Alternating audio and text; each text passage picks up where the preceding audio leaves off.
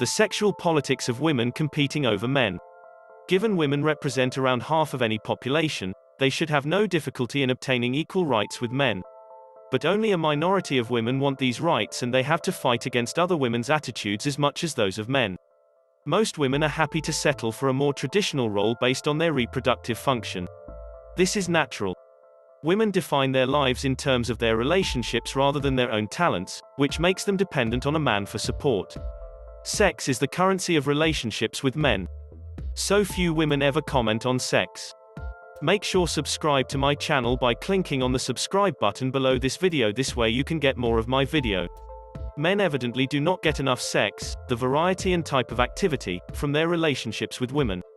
Otherwise men would not seek out prostitutes and extramarital affairs as they do. The corollary is that women who are in relationships with men tend to get more sex than they want. This is the eternal dilemma of the heterosexual couple. Women insist on monogamy because they offer sex in return for the emotional reassurance of a man's commitment. Male sex drive makes promiscuity attractive to many men, so women need to compete with each other for male attention. In Western society, it is socially acceptable for young and attractive women to display their bodies for male admiration. Young women fiercely defend what they see as their right to display themselves as a vital aspect of their sexuality. Men are motivated to display themselves when their penis is erect. So they assume that a woman displays her body as a means of making a sexual invitation because she is aroused.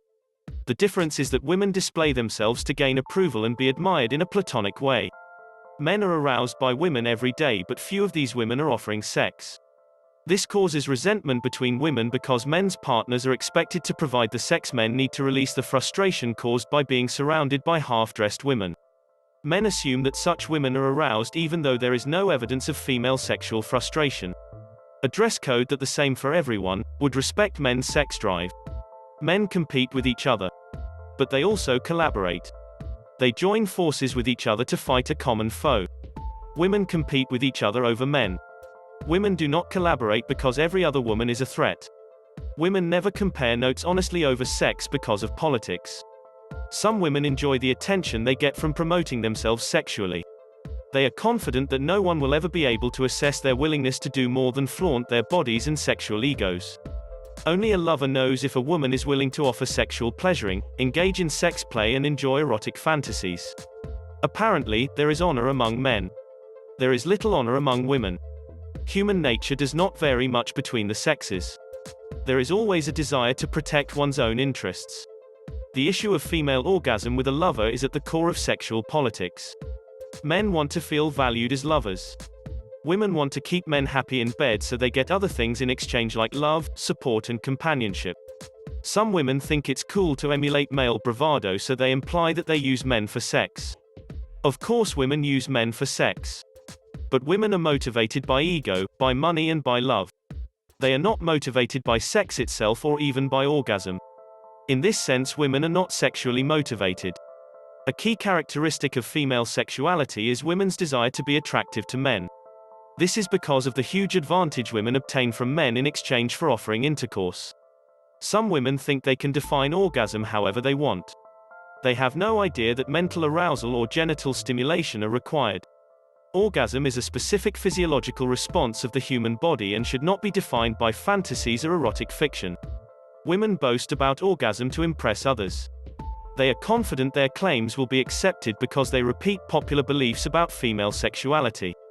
Unfortunately, men are so mesmerized by stories of female orgasm that these women often succeed in getting the attention they want. Boasting about orgasm is a simple tick-the-box exercise for women.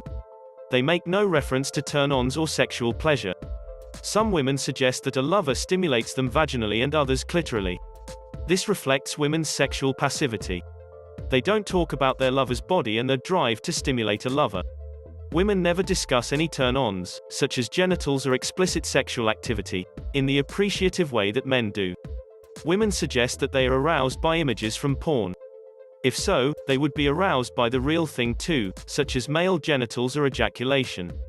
Remember to subscribe to my channel by clicking on the subscribe button below this video. Also, I want to thank you all for watching my video. I appreciate you all. Most people are interested in women's response to intercourse. Male sex drive means that men want intercourse above all other sexual activity. So women want to understand how intercourse might be as pleasurable for them as it evidently is for men. For those women who convince themselves that they do indeed orgasm with a lover, research that justifies their orgasms with a lover is obviously very useful and gives their claims some authenticity. Thus, we have two problems. First, the male version of sex drive is what women are unjustly measured by. Second, women are trying too hard to please men who need more realistic expectations of women's sexuality. Jones Sewell 2010.